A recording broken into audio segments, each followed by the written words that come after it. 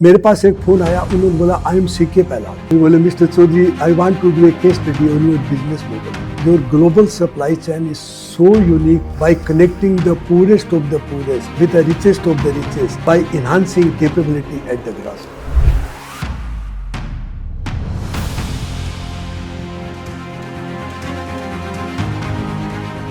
जयपुर एक्स की शुरुआत कैसे हुई? जयपुर शुरू करने के लिए बिजनेस नहीं किया था।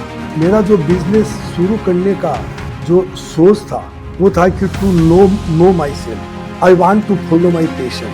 तो फिर मैंने जानने की कोशिश की कि मेरा पैशन क्या है। तो उस वक्त मैंने स्टडी की तो इंडियन कारपेट की एक्सपोर्ट में बहुत मांग थी और काम करने वाले जितने जो वीवर थे they comes from the untouchable family. तो इस बिजनेस ने मेरे को बनाया, मैंने इस बिजनेस में नहीं बनाया। जो वीवर काम करते हैं सबसे छोटी जाति के लोग माने जाते हैं। आज मेरे घर का जो चूल्हा जलता है, आज जयपुर का जो एग्जिस्टेंस है वो सारा उन वीवरों पे डिपेंड है। हमने एक प्रोजेक्ट शुरू किया, उसको नाम दिया हमने मन चाहा प्रोजेक्ट। कि आपके मन में, आपकी आत्मा में जो डिज़ाइन आते हैं उनको आप बनाइए। 25 से ज़्यादा अवार्ड भी चुके हैं, मोस्टली ग्लोबल अवार्ड्स हैं। जो पास्ट बिजनेसेस थे ना, driven by the masculine power, मास लोग बिजनेस चलाते थे। Present businesses are driven by mind and future businesses will be driven by heart. जीवन में बहुत सारे लोगों से आप मिलते हैं और बहुत सारे लोग आपको ये सिखाते हैं कि जीना कैसे चाहिए, लेकिन ऐसे बहुत कम लोग होते हैं जो हमें ये भी बताते हैं कि कर्म, कार्य और जीवन, ये बैलेंस कार्य को ऊपर लाए बिना भी किया जा सकता है ना। इसी को तो कहते हैं बैलेंस इन लाइफ। आज मैं जिस शख्सियत के साथ बैठा हूँ, इन चीज़ों के सिर्फ वो महारत ही नहीं, एक तरीके से आप ये कह सकते हैं उन्होंने बहुत सारी चीज़ों को रीइन्वेंट किया है अपनी लाइफ में। बहुत ज़्यादा नहीं बोलता। It's an honour and privilege to have Chaudhary sir on एक दिशा मूवमेंट्स। आइए अब हम उन्हीं से बात करते हैं, उन्हीं से समझते हैं उनकी विचारधारा को। Thank you so much sir. Thank you आपने हमको यहाँ आने का मौका दिया और मैं तो आया हूँ तब से मेरी फीलिंग इतनी अच्छी है कि मैं आपको क्या बताऊँ। सबसे पहले तो मैं आपको आज सुबह का एक किस्सा बताता हूँ। आपके ड्राइवर देवीलाल जी मुझे लेने आए सुबह। मैंने उनसे पूछा आप कब से हो सर के साथ? बोला सर मैं 2008 से हूँ। 2008 से 2026, ये एनके सीख में ऐसी कौन सी खास बात है? ये शुरुआत कहाँ से हुई इसकी? देखिए, जब से इस धंधे को मैंने शुरू किया ना, तभी से मैं बहुत ग्राउंडेड था। लोगों से मिलना, लोगों से बात करना, और आज तक मैंने कभी भी अपनी ज़िंदगी में ना छोटे बड़े आदमी में भेद नहीं किया, क्योंकि ये शुरू से मेरे डीएनए में था कि जो अनकंडीशनल लव है कि इंसान का इंसान के प्रति, वो आपको जोड़ता है और ये एक सफलता का फिर एक दिन मूल मंत्र बन जाता है। आपने बहुत सारी कहानियां हैं आपसे जुड़ी हुई, आपके बारे में, आपकी बनाई हुई। जयपुर एक्स की शुरुआत कैसे हुई? मैंने अपने ग्रेजुएशन करने के बाद में अपने कैरियर की शुरुआत एक दुकान से की। चूरू शहर में ब्रांडेड शूज़ की दुकान थी जो मेरे पिताजी चलाते थे। तो मैंने देखा दुकान में ज़्यादा आगे बढ़ने का स्कोप नहीं था, फिर सेल्समैनशिप में मेरा मन भी नहीं लगता था। और उसी वक्त दुकान पे काम करते करते मुझे एक सरकारी बैंक में परमानेंट कैशियर की नौकरी मिली। तो मैंने बैंक को धन्यवाद का पत्र लिखा कि आपने इस लायक समझा, लेकिन मैंने नौकरी ज्वाइन नहीं की क्योंकि I want to follow my passion. और ये बात आप कर रहे हैं आज से लगभग 50 साल पहले की? हाँ, करीब 50 साल हो गए। उस समय पैशन वर्ड ही नहीं होता हाँ था। हाँ हाँ हाँ हाँ तो फिर मैंने जानने की कोशिश की कि मेरा पैशन क्या है, हु एम आई, मेरी लाइफ का पर्पस क्या है। तो मुझे पता चला मैं एक पीपल पर्सन हूँ, नेचर में समय गुजारना ज़्यादा अच्छा लगता है, लोगों से बात करना मिलना ज़्यादा अच्छा लगता है। तो उस वक्त मैंने स्टडी की तो इंडियन कारपेट की एक्सपोर्ट में बहुत मांग थी और काम करने वाले जितने जो वीवर थे they comes from the untouchable family. तो फिर मैंने सोचा इसी धंधे से मैं शुरुआत करूं तो मुझे गांव में जाने का मौका मिलेगा, अलग अलग लोगों से बात करने का मौका मिलेगा, इसके अलावा मुझे ऐसे लोगों के साथ काम करने का मौका मिलेगा दे वर रिजेक्टेड बाय द सोसाइटी। बहुत बड़ा चैलेंज होगा ये, बहुत बड़ा था। इंटरनल, घर में, समाज में। और सबसे पहले तो कि जिस समय लोगों को सरकारी नौकरी से बढ़िया कुछ नहीं लगता था, उस समय आपने सरकारी नौकरी नहीं ली। बिल्कुल। फैमिली का क्या रिएक्शन था?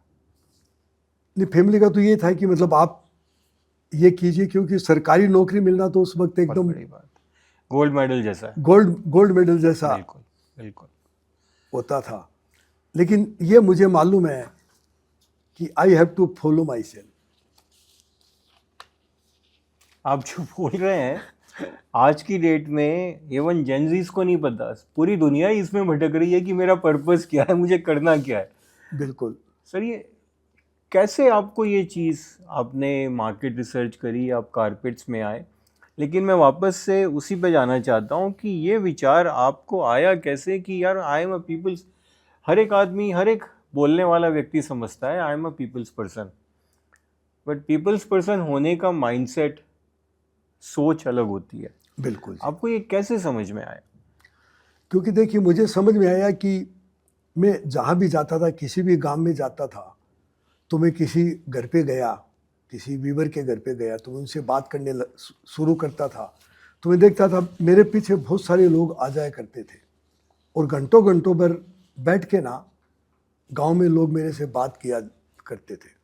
तो मुझे ये समझ आया कि जहाँ भी मैं जाता हूँ, मेरा स्वभाव इतना सरल है, मैं लोगों से इतना कनेक्ट हो जाता हूँ कि ज़्यादा से ज़्यादा लोग मेरे से मिलना चाहते हैं, करना चाहते हैं। और आज जो जयपुर रंग में जो इतने जो 40,000 जो परिवार जुड़े हुए हैं, शायद उसका मूल मंत्र इसी में छिपा है।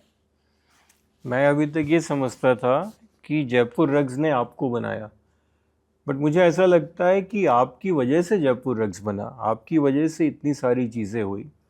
आपको क्या ऐसा लगता है कि जयपुर रग्स आपका सही निर्णय है? देखिए, मैंने जयपुर रग शुरू करने के लिए बिजनेस नहीं किया था।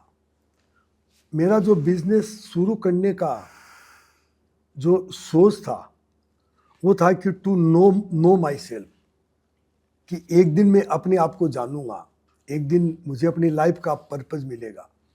क्योंकि मैंने उसको बहुत जगह खोजा, बहुत आश्रमों में गया, बड़े बड़े नामी संत महात्माओं के साथ समय दिया मैंने, लेकिन मुझे ऐसा लगा कि शायद ये आंसर मुझे यहाँ नहीं मिलेगा। तो फिर मैंने क्या सोचा कि बिजनेस शुरू करते हैं, और मेरे जो कर्म है, मेरे जो डिसीजंस हैं, मेरे जो एक्शंस हैं, वो मुझे एक दिन बताएंगे कि हु एम आई।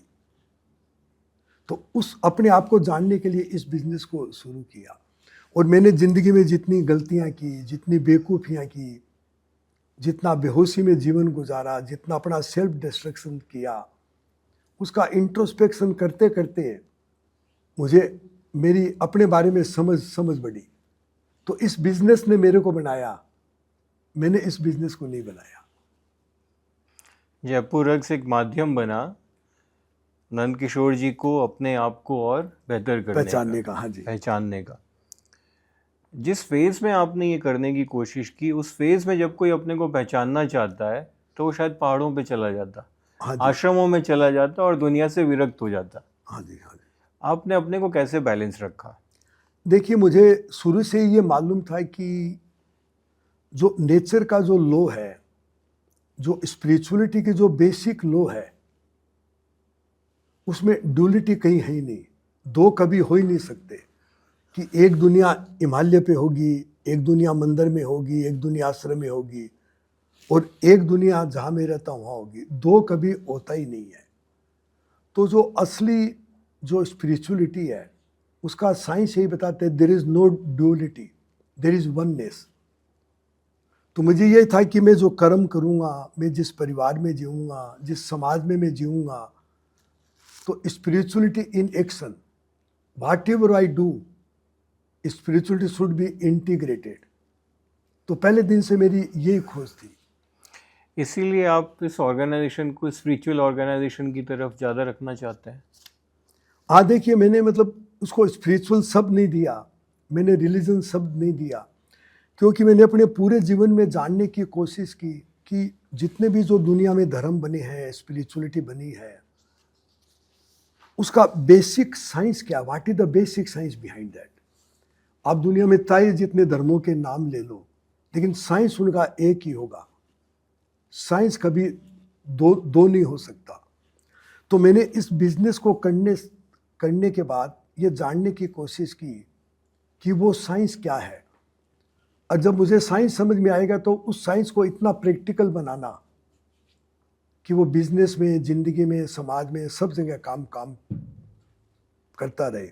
तो मैं आपको इस साइंस की दो चीज़ें बताना हाँ चाहूँगा। जी, जी। कि नेचर में दो चीज़ मिलेगी आपको, एक तो इंटरडिपेंडेंस और एक इंटरकनेक्टेडनेस। Interdependency and interconnectedness. इसका मैं आपको छोटा सा एग्जांपल बताना चाहूँगा कि हमारे जो आर्टिजन जो काम करते हैं, जो वीवर जी, काम करते हैं, जी, वो सबसे छोटी जाति के लोग माने जाते हैं। करेक्ट। जबकि जो इंडिया की जो वर्ण व्यवस्था थी वो पूरी इंटरडिपेंडेंस पे थी। उसमें हरिजन और राजा का बराबर समान होता था, क्योंकि अगर वो हरिजन है तो वो राजा का राज चलेगा मतलब। बिल्कुल। तो आज जयपुर का हमारा जो बिजनेस मॉडल है, मतलब मैंने किसी आर्टिजन का, हमारे वीवर का भला नहीं किया। आज मेरे घर का जो चूल्हा जलता है, आज जयपुर का जो एग्जिस्टेंस है, वो सारा उन वीवरों पे डिपेंड करता है। तो it is the interdependence and interconnectedness. आप अनकंडीशनल लव से जितना जुड़ोगे, तो मेरे लिए स्पिरिचुअलिटी का ये मतलब है। जब आप इंटरडिपेंडेंस की बात करते हैं, इसी चीज़ को हम समाज के साथ साथ अपने व्यवहार में भी लाए, लेकिन इसको बिजनेस में आप इस मॉडल को सक्सेसफुल कैसे कर सके? क्योंकि ये होना कि उनकी ज़रूरत है, वो ज़रूरी लोग हैं, उनका भी एक ओहदा है, बट जो लेवल एजुकेशन का या नॉलेज का है, उसको बिजनेस में आप कैसे ला पाए? हाँ देखिए, बड़ा अच्छा सवाल पूछा है विजय जी आपने। देखिए, एक कॉन्सेप्ट है, एक तो फ्रंट लाइन होती है और एक प्रोफेशनल्स होते हैं। ये कैसे ये साइंस काम करता है वो मैं आपको बता रहा हूँ। तो जो रिसर्च हुई वो बताती है कि front line is the king of the business, correct. Front line is the hero of the business, and front line pay the salary to the professionals. तो आज की जो पढ़ाई लिखाई से जो एक वातावरण बना, एक जो सिस्टम सेट हुआ बिजनेस में, तो जो प्रोफेशनल थे, जो पढ़े लिखे थे, जो ऊंचे पोस्ट पे बैठते थे, हिरार्की में सबसे ऊपर बैठते थे, वो फ्रंट लाइन को भूल गए, उसकी वैल्यू ख़त्म कर दी उसकी उन्होंने। वैल्यू खत्म करी। तो वो साइंस बताता है कि अगर फ्रंट लाइन आपके कोई भी बोर्ड रूम के डिसीजन में शामिल नहीं है, तो आपका बिजनेस डेथ बेड पे पक्का आ ही जाएगा मतलब। तो मुझे शुरू से मालूम था कि जो ये फ्रंट लाइन की जो काम करने वाला आदमी है, उसकी कितनी कीमत है। He is the king. वो जो मेरी भी ब्रेड बटर कमाने वाला, उस बिजनेस को चलाने वाला, ही इज द किंग। लेकिन जनरली होता है कि आप प्रोफेशनल कभी उसके पास जाके पूछते नहीं न जाते कि हैं, तुम न जो मेरे जाने को देते हैं। सैलरी दे रहे हो वो किस चीज़ की सैलरी दे रही हो, why you have hired me. Correct. जबकि उसने उसको प्रोफेशनल को इसलिए हायर किया to make his life simpler, to make a system. तो उसके जो एडमिनिस्ट्रेटिव काम है वो सारे हेड ऑफिस में ले लें, जिससे वो अपने काम को, जिससे कस्टमर को सबसे ज़्यादा फायदा मिलता है, उस काम को वो फोकस होके कर सके। ये बहुत सिंपल सोच है, बहुत अच्छी सोच है, बट अगेन एक बड़े ऑर्गेनाइजेशन में प्रोफेशनल्स को और फ्रंट लाइन को वापस से इंटीग्रेट कैसे किया आपने? क्योंकि I mean it's a business question, क्योंकि राइट जी, राइट जी। अच्छे लीडर्स नहीं कर पाते हैं इस चीज़ को, वो गैप हमेशा गैप ही रहता है। आपने कैसे उस वैल्यू को बना के रखा या उसको बढ़ाया, क्योंकि इतने सारे लोग जुड़े हुए हैं? देख, इसका जो बेसिक जो एक सिंपल फार्मूला हमारे लिए है कि we only hire the people who love the product and the people who make them. वाह। तो जब कोई भी जो एम्प्लॉई है उस प्रोडक्ट को लव करेगा, तो आप ये देखिए वो कस्टमर को कितना अच्छे से अपने प्रोडक्ट के बारे में एजुकेट कर पाएगा।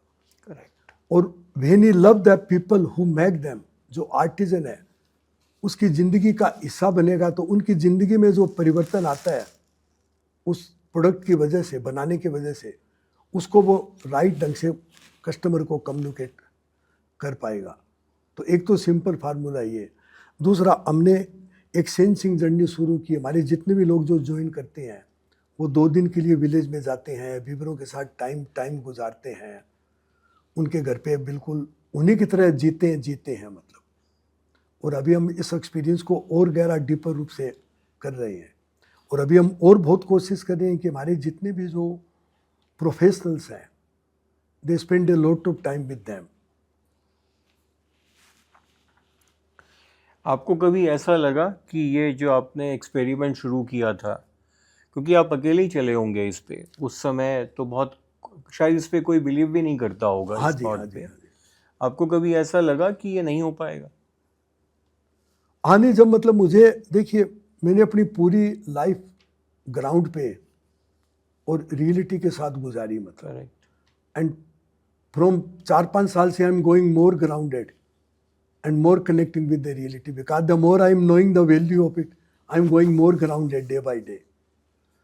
तो जब मेरे 500 बच्चे अमेरिका से पढ़ लिख के आए, उसमें से कोई इस बात को नहीं समझता था। करेक्ट।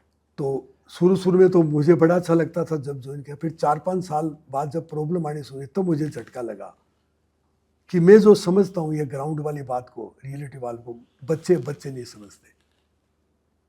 तो सबसे पहले मैंने उनको सिखाना शुरू किया। फिर जब टर्नओवर बढ़ने लगा, सेल बढ़ने लगी, तो बहुत सारे प्रोफेशनल हायर करने लगा। वो तो बिल्कुल भी नहीं समझते थे और वो बात मानने के लिए तैयार भी नहीं होते थे। तो कभी मुझे उनसे शर्म आती थी कि इतने बड़े, मैं उनको बड़ा समझता था और मैं समझता था कि ये मैं बहुत छोटा आदमी हूँ। फिर जब बिजनेस में जो उनके आने से नुकसान हुआ, उससे मेरे को समझ में आ गई मतलब। तो फिर हमने हायरिंग का सिस्टम चेंज किया कि ऐसे लोग हायर करें जो बहुत ओपन है, बहुत ग्राउंडेड है और रियलिटी के नज़दीक रह सकते हैं। लेकिन अभी भी वो समस्या है, स्टिल आई एम सफरिंग। हाँ, क्योंकि इजी नहीं है। हाँ, इट इज़ नॉट ईजी। हाँ, ये मतलब मोस्ट डिफिकल्ट काम है। एक आदमी को रियलिटी से जोड़ना, सच्चाई से जोड़ना, ये दुनिया का सबसे सिंपल और सबसे डिफिकल्ट काम है। और आप जब इसको कहते हुए हंस रहे हैं ना, तो वो जो इतने सालों की जर्नी है वो आ रही है इसमें। कोई ऐसे किस्से जो आपको याद हो कि यार इस जर्नी में ये ऐसे मोड़ थे जहां से लगा कि अब बदलाव आ रहा है? हाँ जी, देखिए, सबसे पहले तो मैं आपको एक कहानी शेयर करना चाहूँगा जी। कि करीब आज के 52 साल पहले की बात होगी। जब मैं बीकॉम के लास्ट ईयर में था, तो एक दिन बिजनेस एडमिनिस्ट्रेशन के प्रोफेसर क्लास में आए। बोले रोल नंबर किसका है? वो खड़े हो, तो मैं खड़ा हुआ। फिर उन्होंने एक टेस्ट कॉपी सबको दिखाई कि see the answer this boy has written. मैंने सवाल था कि what is the definition of business?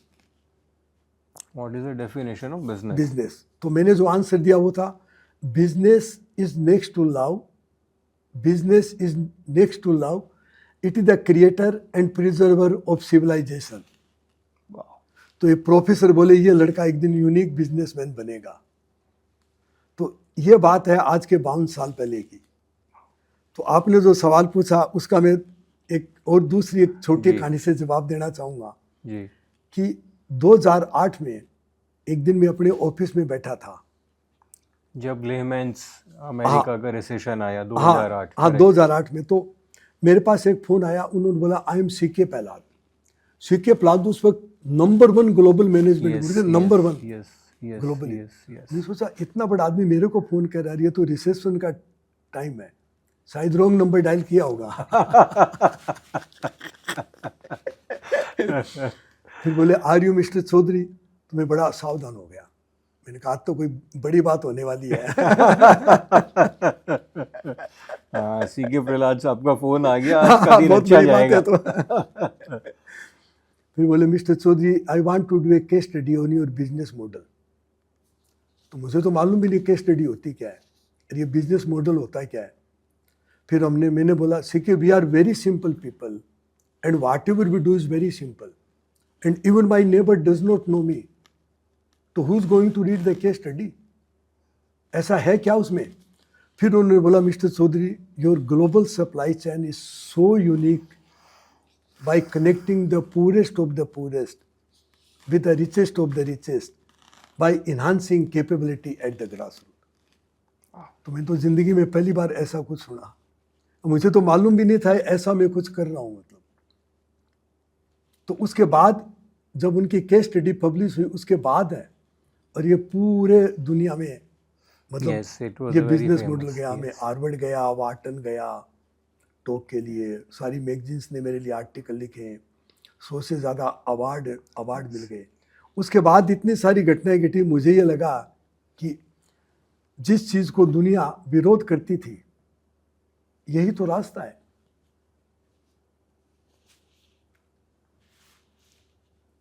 So, in another words, you are Gandhian of a different era, of different product. अच्छा जी।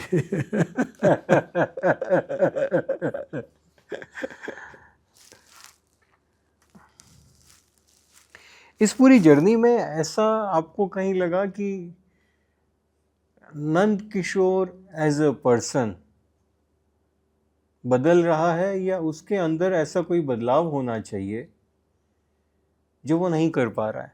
हाँ, बहुत बहुत अच्छा सवाल है ये भी।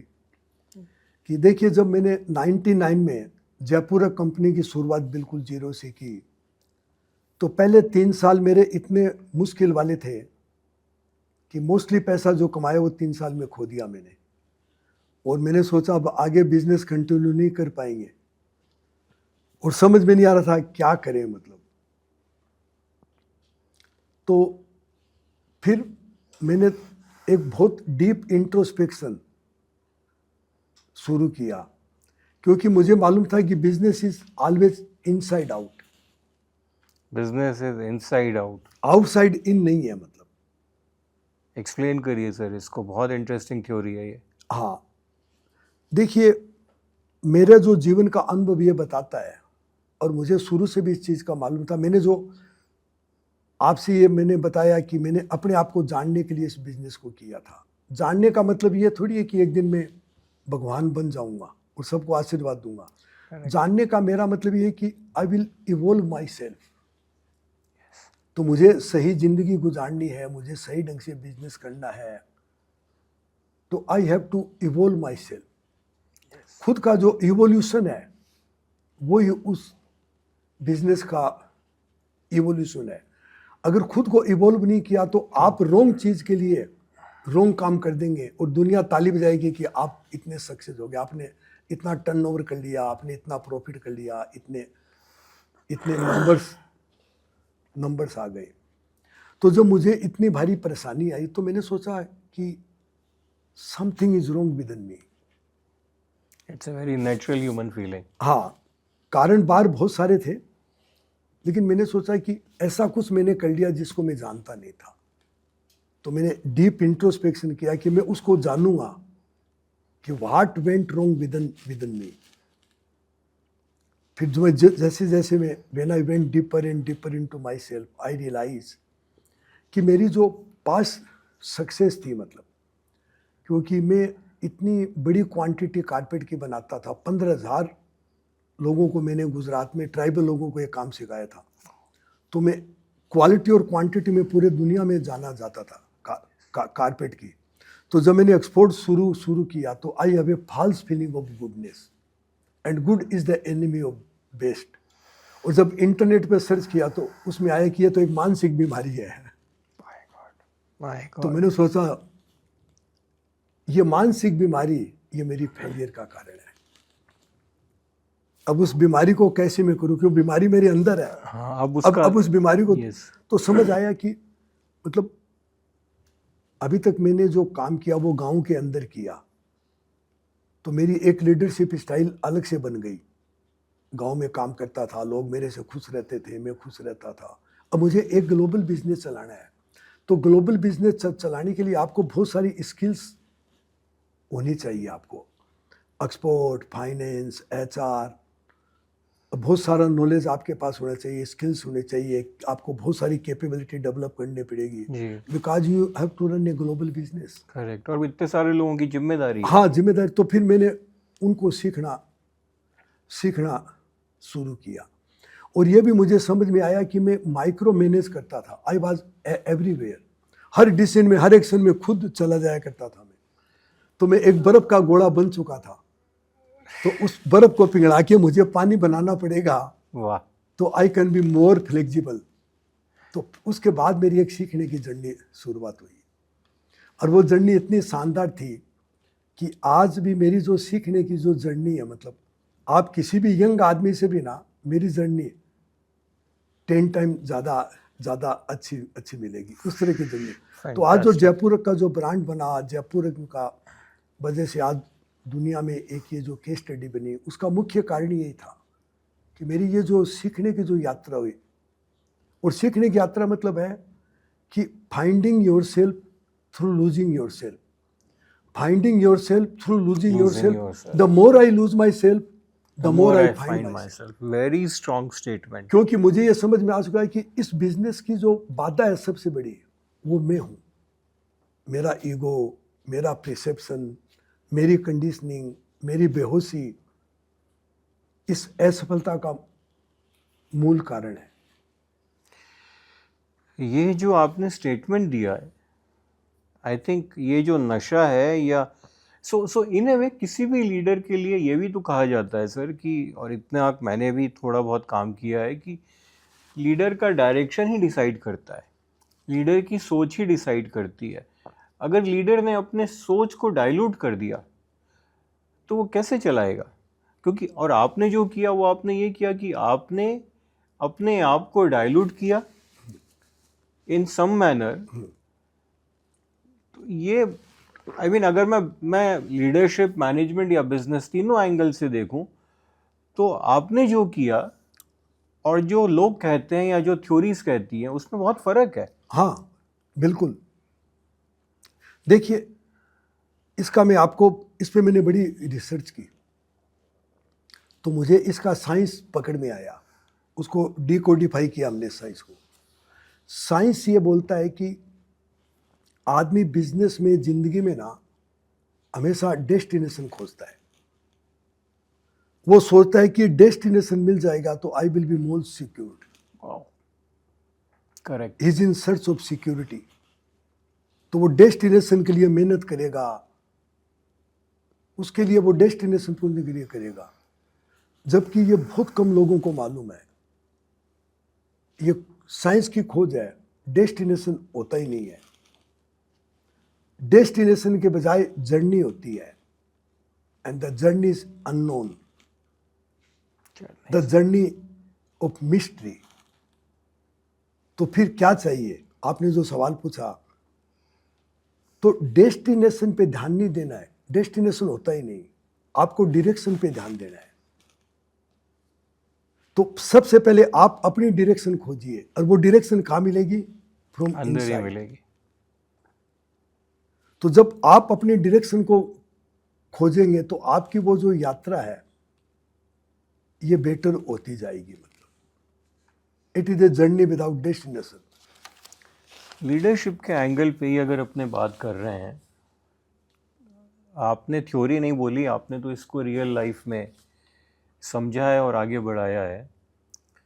लेकिन इसके साथ साथ आपने खुद को भी अपस्केल किया, बिजनेस को भी अपस्केल किया। हाँ जी, हाँ जी, राइट। हाँ जी, जब बिजनेस अपस्केल करते हैं तो सब कुछ खुद तो नहीं कर सकते हैं। हाँ जी, हाँ जी।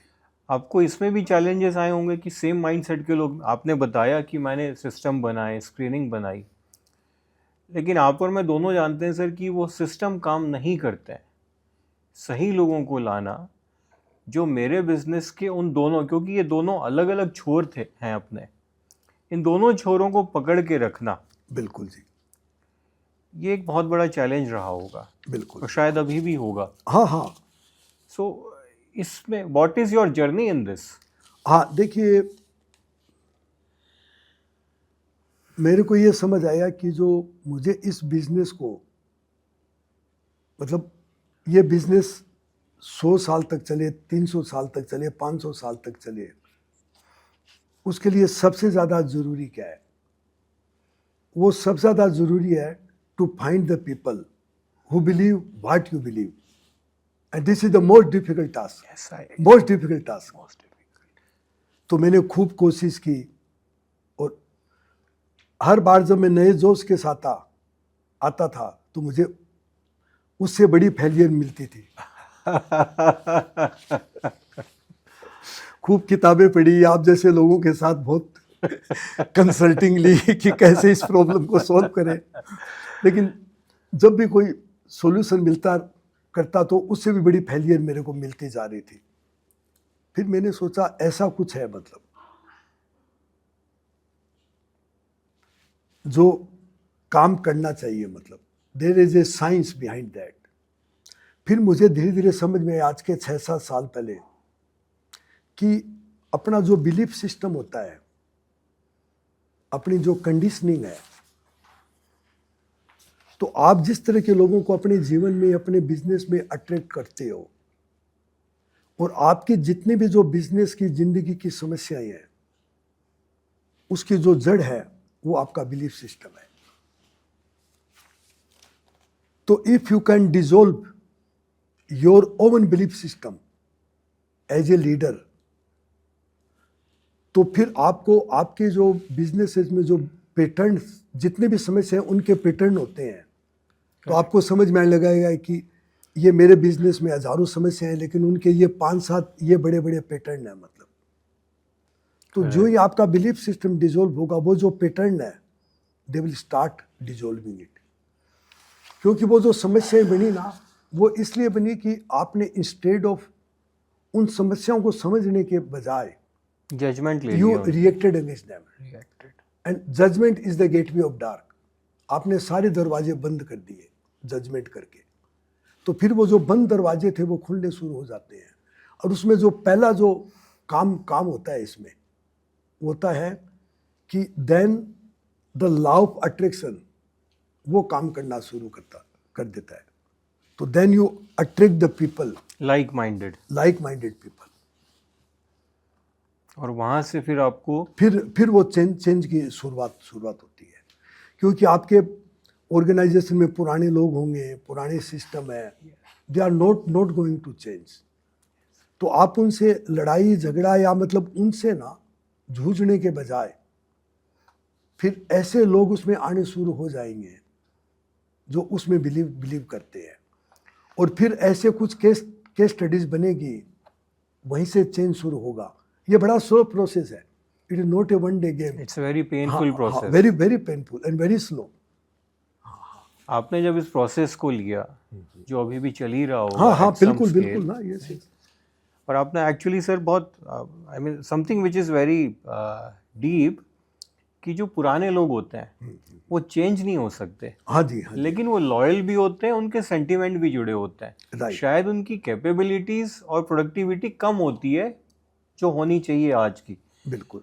जब आप नए प्रोफेशनल्स को लाए तो ये भी एक बहुत बड़ा चैलेंज था कि उन पुराने और नए का मिश्रण और वो बैलेंस और उनको प्रोटेक्ट मैं कैसे करूं। हाँ जी, हाँ जी, हाँ जी। हाँ देखिए, अभी जो आपने जो सवाल पूछा है, अभी मैं इस पे बहुत अच्छे से काम कर रहा हूँ, और इसमें मुझे बड़े मैजिकल रिजल्ट भी मिल रहे हैं। ओह, क्योंकि देखिए, जो पुराने लोगों और नए लोगों का कॉम्बिनेशन कैसे करें, तो मैंने क्या देखा, मेरे पास जितने भी जो पुराने लोग थे, जिनको अर्ली हीरोज बोला जाता है, जिनकी वजह से आज मैं यहाँ फाउंडेशन पहुंचा। बनी। करेक्ट। तो जैसे जैसे मेरा बिलीफ सिस्टम डिसॉल्व होता चला गया, मुझे एक पैटर्न दिखाई देने लगा कि इसमें से ऐसे कौन से पुराने लोग हैं जो बदल सकते हैं, जिनमें सरलता है, जिसमें थोड़ा बच्चापना है। तो मैंने उन सबको इकट्ठा किया, और मेरे ज़िंदगी में जो मुझे जो अनुभव होते चले गए, मैं उनसे शेयर करता चला गया। मैंने देखा 2 साल के अंदर there was a big change, they became like me. तो फिर मैंने सोचा कि अब तो इस लड़ाई को जीतने के लिए मेरे पास बड़े अच्छे अच्छे पुराने फौजी तैयार हो गए। तो फिर मैंने सोचा अब अपने नीचे नीचे जाते हैं। तो फिर जब दूसरे ऐसे लोग थे कंपनी के अंदर जो बहुत पुराने थे, जो बदलने के लिए तैयार नहीं थे, तो वो धीरे धीरे रिप्लेस होने शुरू हो गए। और उनकी जगह जो मैंने बोला था कि द लॉ ऑफ अट्रैक्शन, ऐसे यंग लोग रखे हमने, पुराने लोगों का कॉम्बिनेशन रखा कि सभी यंग हो जाएंगे, सभी मतलब काम नहीं समझेंगे तो बिजनेस आपका चल नहीं पाएगा। तो अब इस चेंज की प्रक्रिया से मैं गुजर रहा हूँ। इस चेंज में और इस चेंज के बाद एनकेसी की रेलेवेंस क्या रहेगी?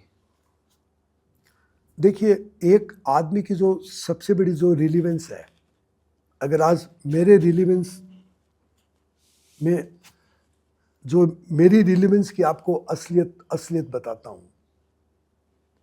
कि असली जो लीडरशिप है और जो असली जो रिलीजन का जो सार है, एक दिन मुझे ये समझ में आ जाए आई एम नोवेयर,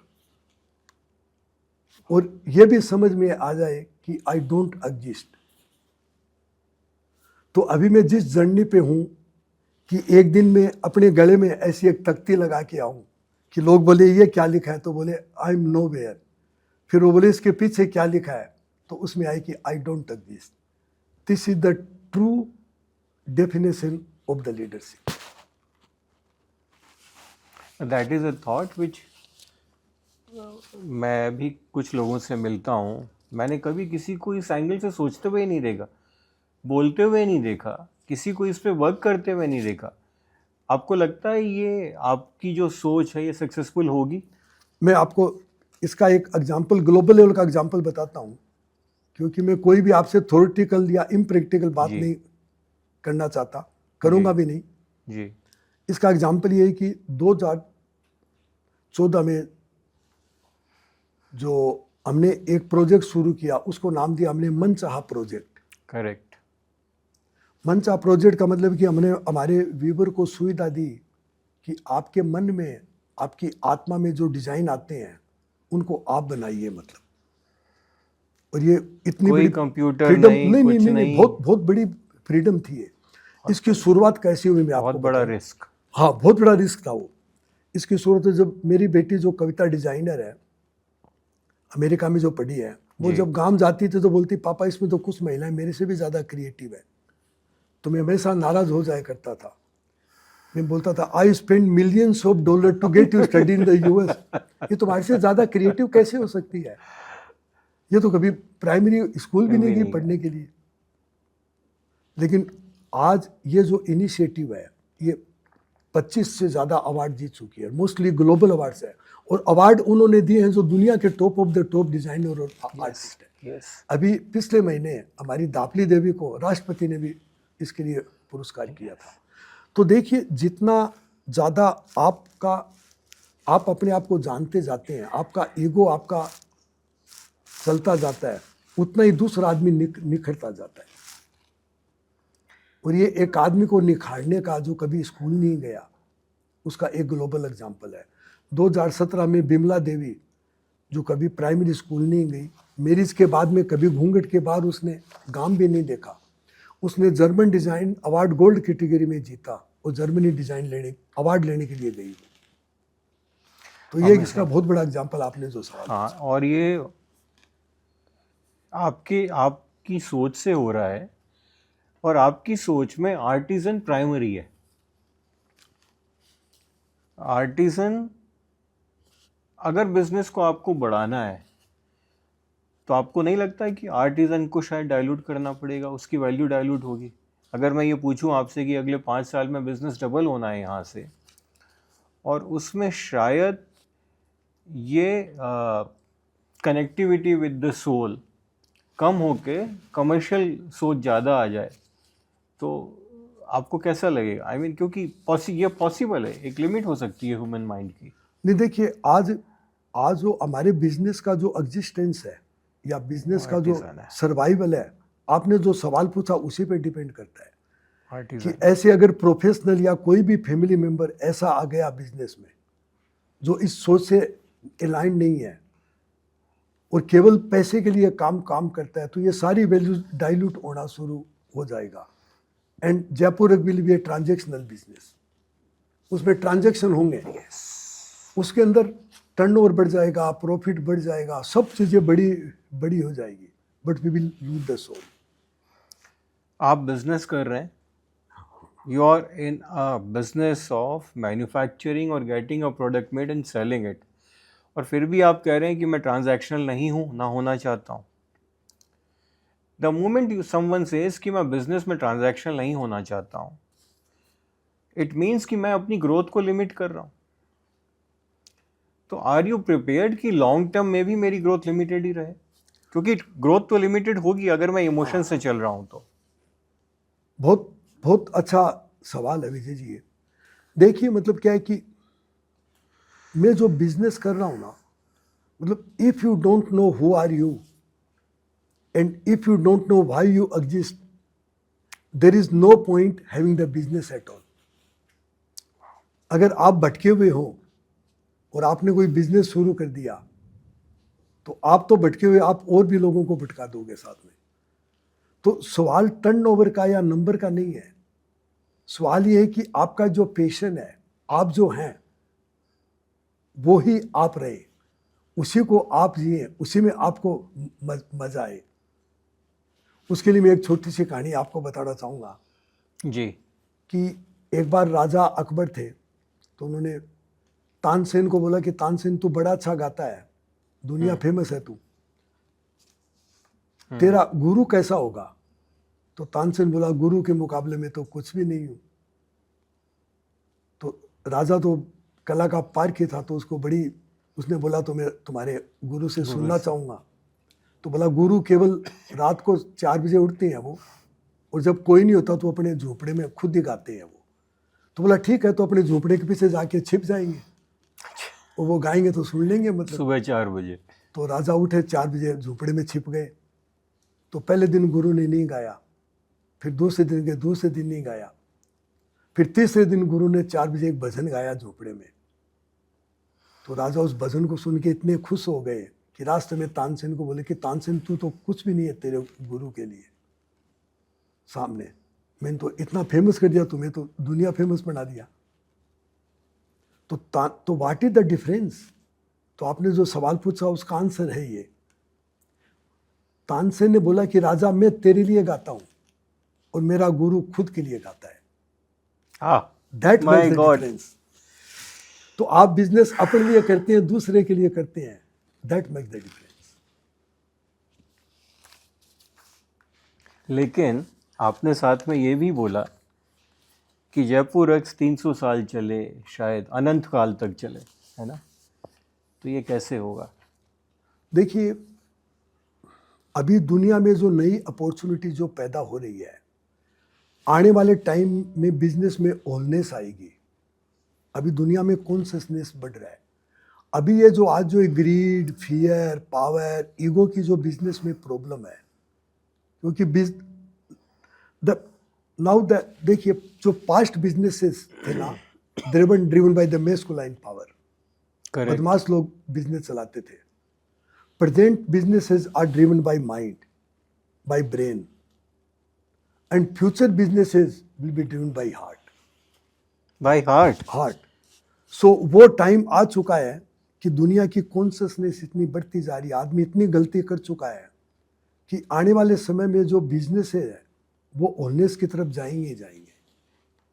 तो मैं जो बात कर रहा हूँ वो बात है अबंडेंस की। Then you are connected with the abundance. और हमारी जो टैगलाइन है वो टैगलाइन भी है, we don't sell carpet, we sell family blessing, we sell stories, we sell experiences. So आने वाले समय में ना एक्सपीरियंस की कीमत ज़्यादा होगी।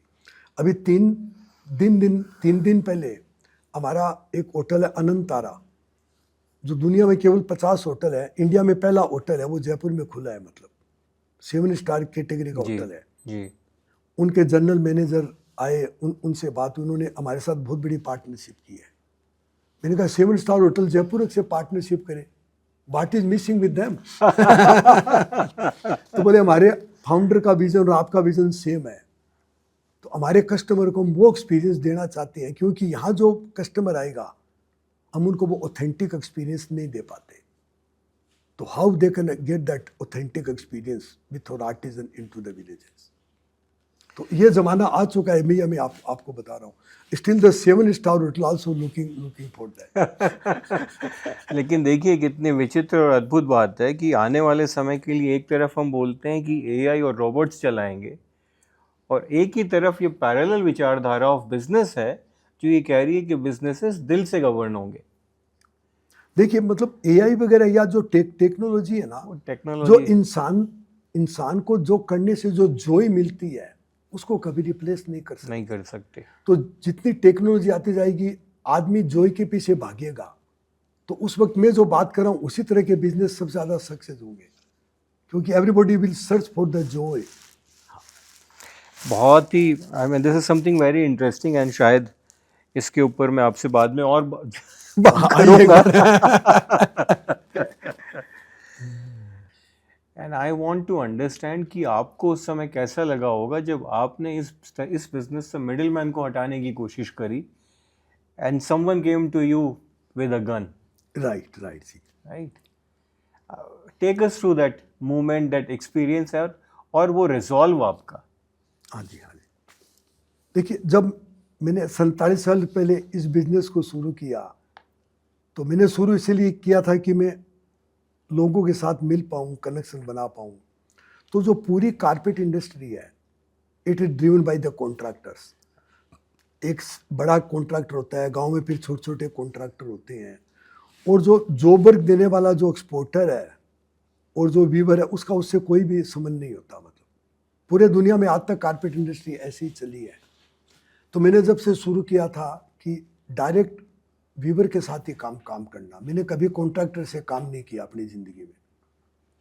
तो मैं देखता था शुरू में मतलब पूरे राजस्थान में इतने कॉन्ट्रैक्टर थे, और मोस्टली जो कॉन्ट्रैक्टर थे तेज दिमाग वाले, बदमाश, बिल्कुल गुंडे जैसे लोग थे, मतलब वो दबदबा। हाँ। तो मैं किसी गांव में जाता था तो मैं एक बार एक नरेट गांव में गया था जहाँ पर 18 कॉन्ट्रैक्टर थे। तो जब पहले दिन उस गांव में गया तो मैं पीछे मुड़ के देख रहा था कि कोई मेरी पिटाई नहीं करते है, कोई पत्थर नहीं मारे है, कोई मैं इतना डरा था, बार बार मैं पीछे देख रहा था। करेक्ट। तो जो कॉन्ट्रैक्टर जितने भी थे ना उनका पूरा कब्जा था इस इंडस्ट्री पे। अब मैं एक अपनी छोटी कहानी बनाना चाहूँगा कि गुजरात में जो कारपेट का काम था, उन्होंने एक सरकार थी, उनकी एक कोऑपरेटिव सोसाइटी थी, वो पूरा काम करती थी। तो जब मैं वहाँ पर गया तो मुझे मालूम था कि ये कोऑपरेटिव है, ये लोग कभी इस बिज़नेस को चला नहीं पाएंगे, और जब ये बिज़नेस लूज करेंगे तो वो बिज़नेस मेरे को मिलेगा। तो एक दिन मैं अपने ऑफिस में बैठा था तो वहाँ के जो सबसे पावरफुल कॉन्ट्रैक्टर थे, बहुत मतलब Shiva the second head of chief minister, oh, तो वो एक दिन आए मतलब, और एक छोटी सी गन मेरे सामने रख दी कि मिस्टर चौधरी या तो गुजरात छोड़ के चले जाओ, नहीं आप देखना आपके क्या हाल होंगे। ओहो। लेकिन उस वक्त मैं शांत रहा। भय भी आता है, वो तो एक स्वाभाविक चीज़ है, लेकिन मुझे मालूम था कि जो आदिवासी लोग हैं they like me very much, तो ये बिल्कुल हिम्मत नहीं करेगा कुछ गोली चलाने की, क्योंकि उनका इतना भरोसा था मेरे पे, इतना ज़्यादा खुश थे मेरे से कि वहाँ पे वो ऐसा कुछ करने की हिम्मत नहीं करेगा। हाँ। और उसके बाद से ये चेंज शुरू हो गया। हाँ जी।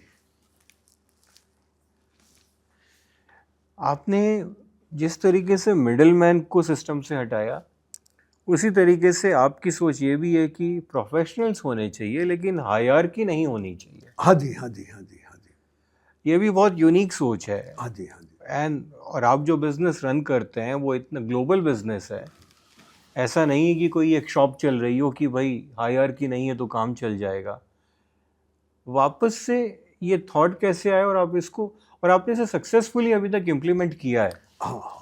कैसे? हाँ, देखिए मैं इस सोच की शुरुआत बताता हूँ कहाँ से हुई। जी। जब 47 साल पहले मैंने इसको शुरू किया था, तो जो विजन था वो ये था कि connecting the creative capability of grass root women artisan to the global market. मुझे ये मालूम था कि जो कारपेट बनाने वाला वीवर है वो भी इंसान है, भले वो वुमेन है, बिना पढ़े लिखे कुछ फर्क नहीं पड़ता, इंसान तो इंसान है। और खरीदने वाला जो इलीट आदमी है दुनिया में वो भी इंसान है। तो इनकी जो क्रिएटिव कैपेबिलिटी है ग्रास रूट आर्टिजन की, उसके माध्यम से मुझे दोनों को कनेक्ट करना है। तो मैं जो बिजनेस करूंगा that will be a platform to connect them. मैं Okay. उसका मालिक नहीं बनूंगा, वो Caretaker एक बनूंगा। प्लेटफॉर्म होगा। एक ऐसा इकोसिस्टम बनाना था मेरे को, जहां आर्टिजन को, अब जैसे हमने रिटेल स्टोर खोले तो आज हमारी मोस्टली सेल मतलब B2C में होने लग गई।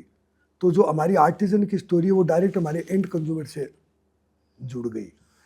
तो फिर हमने कोशिश ये भी की कि बिजनेस के अंदर है ना हायरार्की कम से कम आए, और कोई भी आदमी आए वो ये सोच के आए कि he must love the product and the people who make them.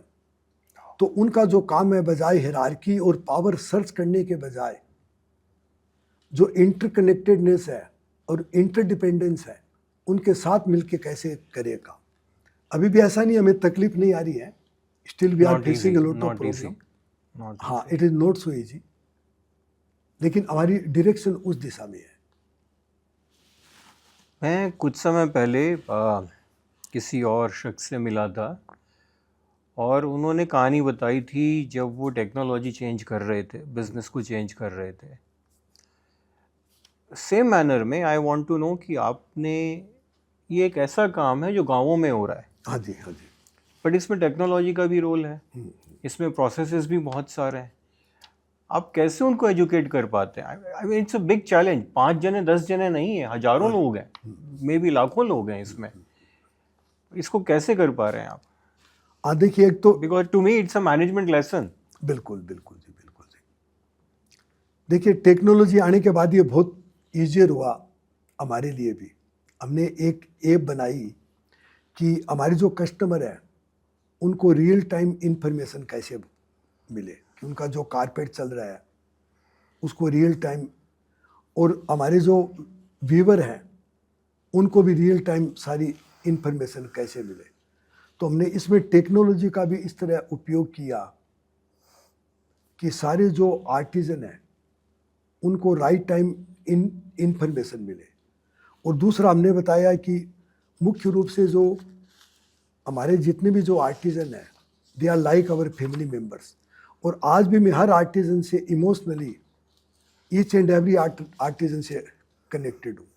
तो ये ह्यूमन कनेक्शन एंड टेक्नोलॉजी, ये उसका जोड़ है। जबरदस्त। हम टेक्नोलॉजी की बात कर रहे हैं तो इसलिए मैं एक थोड़ा अलग सवाल लेता हूँ। आज कोई 22 साल 25 साल का एंटरप्रेन्योर आपके सामने खड़ा हो, तो आप उसे क्या नहीं करने का बोलेंगे? क्या ना करे वो?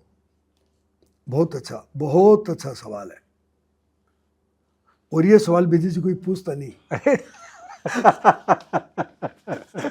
क्योंकि सब बोलते हैं हमको तो करना सिखा दो बस, हम क्या करें क्या करें क्या करें मतलब।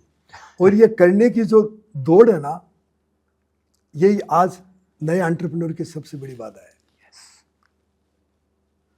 मैं करना चाहता हूँ, सब करना चाहता हूँ, लेकिन क्यों करना चाहता हूँ इसको तो कभी सवाल ही नहीं करता। तो जब मैं क्यों करना चाहता हूँ, मुझे मालूम चलेगा मुझे क्या नहीं करना चाहिए, जिससे मैं समझ पाऊँ मुझे क्या करना है। तो देखिए मेरे जो पूरे जीवन के अनुभव से मुझे जो सीखने को मिला वो सबसे बड़ा ये है कि जब कोई भी नया एंटरप्रेन्योर जब बिजनेस को शुरू करता है, ही बिकेम टू एम्बिशियस।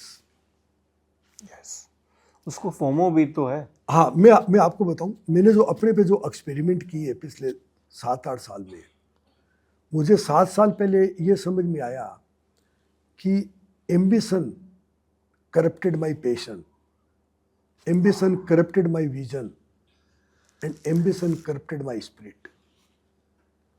तो एक तो होता है पेशन, एक होता है एम्बिशन। तो जितनी आपकी एम्बिशन बढ़ती जाएगी आपके पेशन को करप्ट करती जाएगी। तो एम्बिशियस होके नहीं करना है, पेशन से ड्रिवन होके करना है। मतलब बहुत मुश्किल है। इस पे कोई बात नहीं करता। कई लोग मेरे को बोलते हैं एम्बिशन नहीं होगा तो फिर पूरा बिजनेस वर्ल्ड ही बंद हो जाएगा। तो मैंने कहा यही तो सबसे बड़ी गलती है इस बिजनेस वर्ल्ड में कि आप एम्बिशन हो गए, you become totally blind and you don't know what is going on, what you are doing without knowing. खाली दौड़ रहे हो। हाँ बस। यू हैव नो आइडिया कि डायरेक्शन कहाँ है, पर्पस क्या है, सब मिस हो रहा है आपका। बिल्कुल जी। आपकी फैमिली में आपकी भी नेक्स्ट जनरेशंस आई है। Do you feel they are align to this thought और you feel that there is still a lot of work to be done? हाँ देखिए, इस पे मुझे भी जैसे 500 बच्चे अमेरिका से पढ़ लिख के आए, तो मुझे पहले 10-12 साल तो ये पता भी नहीं चला कि अलाइनमेंट और ये विजन और पर्पस होता क्या है। करेक्ट। और जब धीरे धीरे मुझे ये चीज़ें समझ में आई और मैं बहुत लकी रहा कि दुनिया के एक से एक पहुँचे हुए लोग है ना मेरे से मिले, जिन्होंने मुझे इसको क्लैरिटी दी, जिनकी मैंने कोचिंग ली। तो उसके बाद में ना उन्होंने हमारा एक हु वी आर स्टेटमेंट बनाया। बेन एंड कंपनी के जो सबसे टॉप सीनियर पार्टनर है और हमारी पूरे परिवार को ना उन्होंने कोचिंग दी कि दिस इज योर कोर। वो हु वी आर स्टेटमेंट भी उन्होंने बनाया। अच्छा। हाँ, और उन्होंने सब बच्चों को बोला कि you must shake your father as a chairman. तो बच्चों ने बोला वे पापा ने ऐसे क्या अपराध कर दिया कि हम इनको हटाएं। बोला कि तुम्हारे पापा ने स्टेटमेंट नहीं बनाया, जो हमको बनाना पड़ा। और दूसरी गलती ये कि इनको मालूम नहीं था और तुम लोगों को बताया नहीं, तो तुम फॉलो कैसे करोगे, तो तुम तो भटक जाओगे। तो फिर उन्होंने हु वी आर स्टेटमेंट बनाया, मेरी कोचिंग की, हमारे परिवार की, सबकी कोचिंग की, जिससे सारे बच्चों को पता चला कि ये जो विजन है उसका अलाइनमेंट, ये बिजनेस हजारों साल तक चले उसके लिए कितना जरूरी है। इंटरेस्टिंग। सो यू बिलीव कि मेंटरिंग और कंसल्टिंग जरूरी है? फिर बच्चे ना जी, मतलब उस चीज़ के बारे में सोचना शुरू किया, काफ़ी अलाइन भी होते जा रहे हैं, बच्चों को चीज़ का महत्व भी पता चल रहा है। लेकिन still there is a long way to go and we all are, the whole family is finding the professionals who is highly aligned and believe what we believe. तो अभी हम उस प्रोसेस में चल रहे हैं। इट्स हाँ, आई मीन ये with the family, with the professionals both. Yes. जब आर्टिसन की बात कर रहे हैं तो आर्टिजन्स की भी तो जनरेशन चेंज हो गई है। हाँ जी।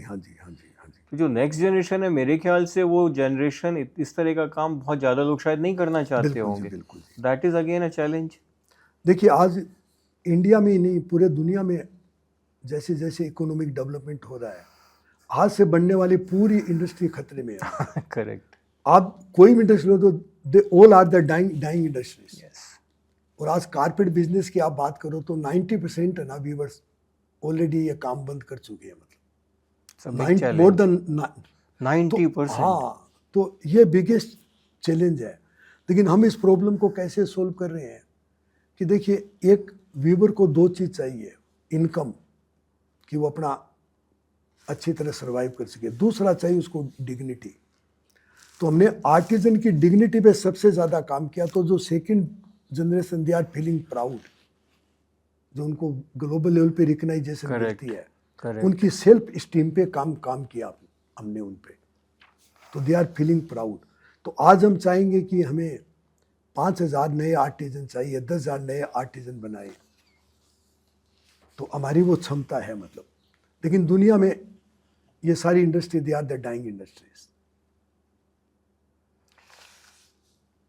जब जनरेशन चेंज की बात हो रही है, नई जनरेशन की बात हो रही है, आप एक इंस्पिरेशन है, रोल मॉडल है, और हमेशा ही ऐसा लगता है आपकी वाइब्स ही ऐसी हैं कि कुछ ना कुछ सीखने को मिलता है।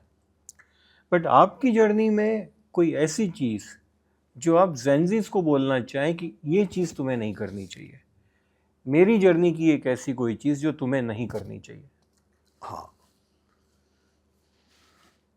देखिए पिछले मतलब 5-6 साल में जब मैंने अपने आप को जानने की कोशिश की, अभी भी कोशिश चालू है, तो मुझे अपनी सेल्फ डिस्ट्रक्टिव हैबिट्स के बारे में समझ आई।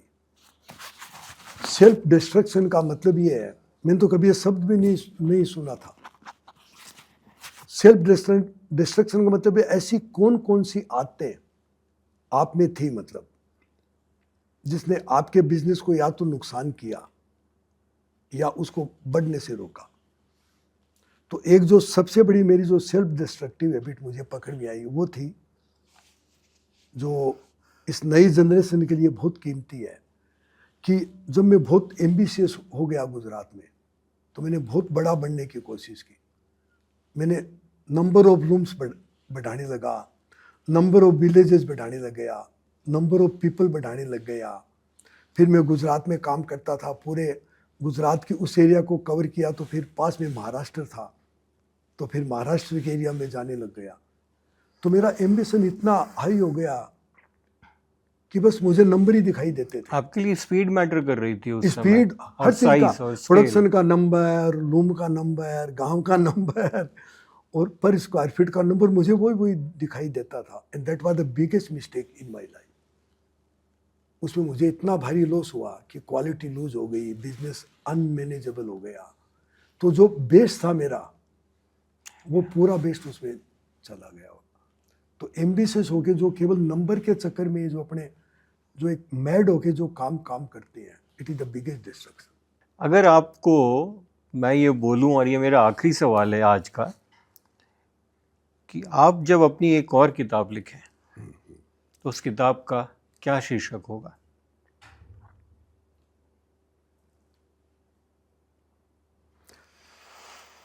मतलब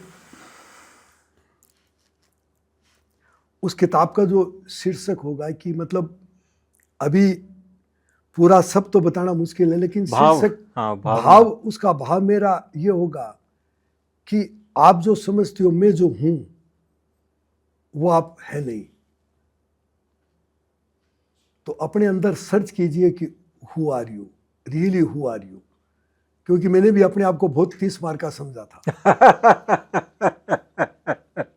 बहुत बड़प्पन है ये आपका, एंड आई थिंक ये हमारी जनरेशन और नेक्स्ट जनरेशन के लिए एक बहुत बड़ी सीख है कि अपने को संभालते चलो, इवॉल्व होते चलो। बिल्कुल।